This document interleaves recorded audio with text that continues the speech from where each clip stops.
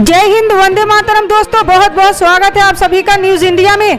और अभी तक आपने इस वीडियो को लाइक नहीं किए तो लाइक कर लीजिए और चैनल पर नए हैं तो चैनल को सब्सक्राइब कर लीजिए, साथ में बेल आइकन भी प्रेस कर लीजिए और वीडियो को ज्यादा से ज्यादा शेयर कीजिए। तो चलिए दोस्तों, आप सभी को बता दें कि उत्तर प्रदेश सहित 4 राज्यों में बीजेपी के पक्ष में आ रहे चुनावी नतीजों का असर आज बिहार विधानसभा के बजट सत्र में भी देखा गया है। विधानसभा की कार्रवाई होते ही तमाम बीजेपी विधायकों ने सदन के भीतर जय श्री राम और हर हर महादेव के नारे लगाए। बीजेपी विधायकों द्वारा लगाए जा रहे इस नारे पर सदन ने राजद ने आपत्ति जताई। राजद के विधायक सर्वजीत ने खड़े होकर कहा कि सदन को यहां से हटाकर शंकर भगवान का मंदिर बना देना चाहिए। सदन के भीतर ऐसे नारों का कोई मतलब नहीं है। ऐसे ही स्थिति विधान परिषद में भी देखने को मिली। विधान परिषद की कार्रवाई शुरू होते ही वहां भी जय श्री राम के नारे लगाए गए। बीजेपी विधायक हरिभूषण ठाकुर बचौल ने कहा कि यूपी की जीत तमाम विरोधियों को जवाब है। उत्तर प्रदेश चुनाव में बीजेपी की बड़ी जीत पर विधानसभा के पार्टियों में बीजेपी के तमाम विधायकों ने एक दूसरे को रंग गुलाल लगाकर होली खेली। विधायकों ने होली खेलने के साथ लोगों के बीच मिठाइयां भी बांटी। कांग्रेस अध्यक्ष सोनिया गांधी बहुत जल्द कांग्रेस कार्य समिति की बैठक बुलाएगी, जिसमें 5 राज्यों में हुई पार्टी की चुनाव हार पर एक व्यापक मंथन किया जाएगा। कांग्रेस महासचिव रणदीप सिंह सुरजेवाला ने ये जानकारी दी।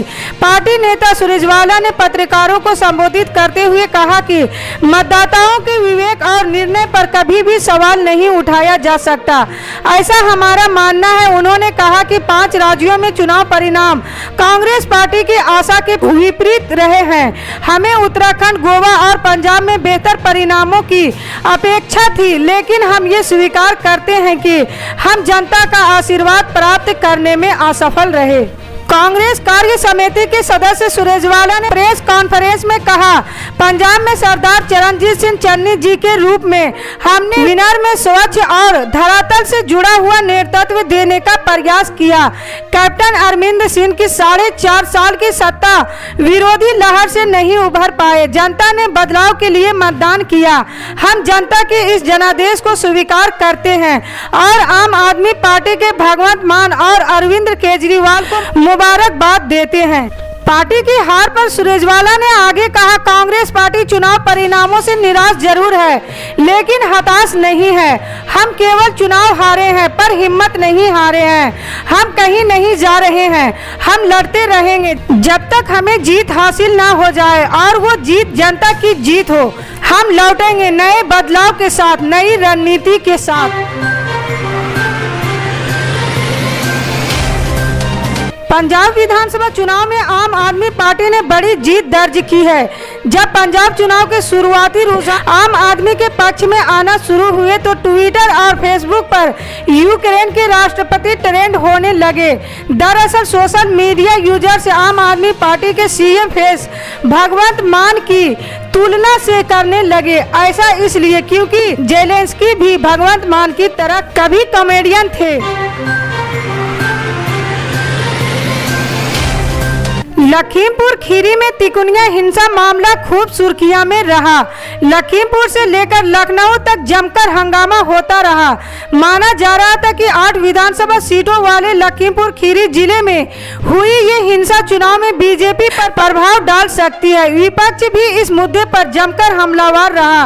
इसके बावजूद भाजपा ने केंद्रीय गृह राज्य मंत्री अजय मिश्रा टेनी के जिले में 8 में से सभी 8 सीटें जीत ली है। लखीमपुर खीरी जिले में हुई तिकोनिया हिंसा सियासत में बड़ा मुद्दा बन रही है। चुनाव के समय ऐसी घटना लोगों के लिए भी सबसे बड़ा मसला रही।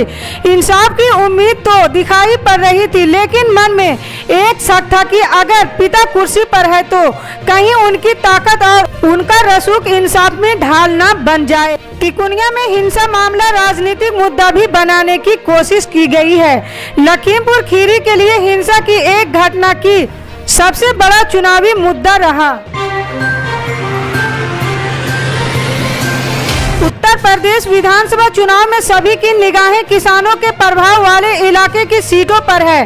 केंद्र सरकार के 3 कृषि कानूनों के खिलाफ पंजाब के किसानों से शुरू हुए आंदोलन ने पश्चिमी यूपी के इलाके अपनी जद में ले लिया था। वेस्ट यूपी के किसानों ने बढ़ चढ़कर हिस्सा लिया और आंदोलन की पूरी कमान राकेश टिकैत के हाथों में आ गई।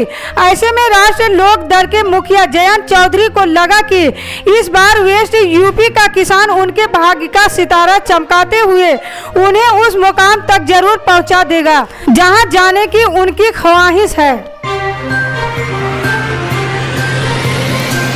उत्तर प्रदेश के चुनाव नतीजों में भारतीय जनता पार्टी की सरकार प्रचंड बहुमत के साथ वापस आती दिख रही है। चुनाव नतीजे और रुझानों से बीजेपी के खेमे में जहां जश्न का माहौल है, वहीं विपक्षी समाजवादी पार्टी के खेमे में मायूसी है। सपा संरक्षक मुलायम सिंह यादव के परिवार में भी इन परिणामों के बाद 2 रंग देखने को मिल रहा है।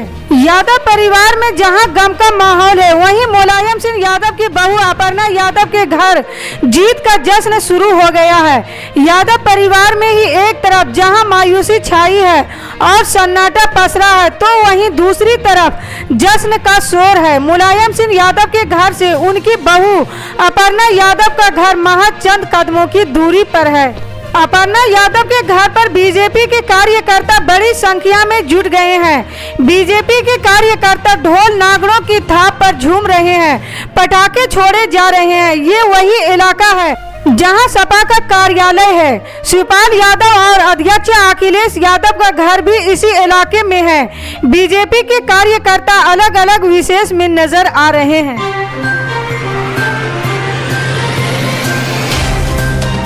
पंजाब में आम आदमी पार्टी को स्पष्ट बहुमत मिल गया है। वहीं कैप्टन अरविंद सिंह समेत कई दिग्गज मात खा गए हैं।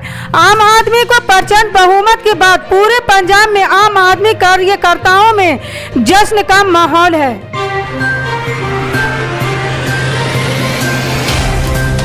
उत्तर प्रदेश के शामली जिले की कैराना विधानसभा सीट से समाजवादी पार्टी के उम्मीदवार नाहिद हसन को जीत मिली है।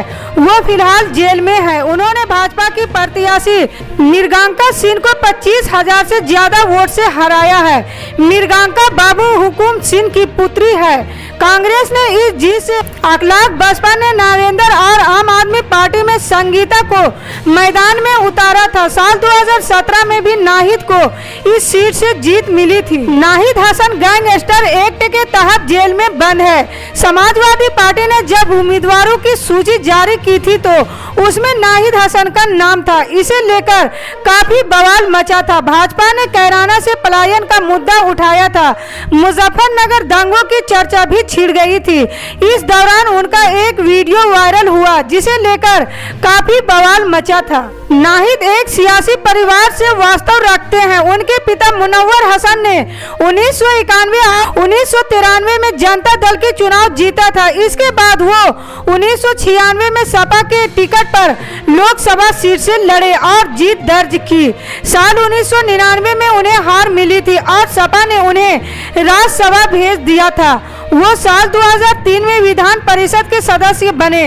दिसंबर 2008 में उनकी मौत हो गई थी। नाहिद के दादा भी कैराना सीट से सांसद रहे। यूपी चुनाव में बीजेपी को ऐतिहासिक जीत मिल गई है। 2/3 बहुमत के साथ पार्टी फिर सत्ता में वापसी करने जा रही है। अब बीजेपी ने जीत दर्ज की है तो कांग्रेस को इस चुनाव में करारी हार का सामना करना पड़ा है। कांग्रेस 403 में से सिर्फ 2 सीटों पर आगे दिखी है। अब इस परिणाम पर प्रियंका गांधी ने अपनी प्रतिक्रिया दी है। प्रियंका ने ट्वीट कर लिखा है कि लोकतंत्र में जनता का मत सर्वोपरि है। हमारे कार्यकर्ताओं और नेताओं ने मेहनत की, संगठन बनाया, जनता के मुद्दों पर संघर्ष किया, लेकिन हम अपनी मेहनत को वोट में तब्दील करने में कामयाब नहीं हुए। कांग्रेस पार्टी सकारात्मक एजेंडे पर चलकर उर्फ की बेहतरी व जनता की भलाई के लिए संघर्षशील विपक्ष का कर्तव्य पूरी जिम्मेदारी के साथ निभाती रहेगी। इसी तरह की पल पल के अपडेट जानने के लिए जुड़े रहें हमारे न्यूज इंडिया के साथ। मिलते हैं अगली बड़ी खबर में, तब तक के लिए जय हिंद।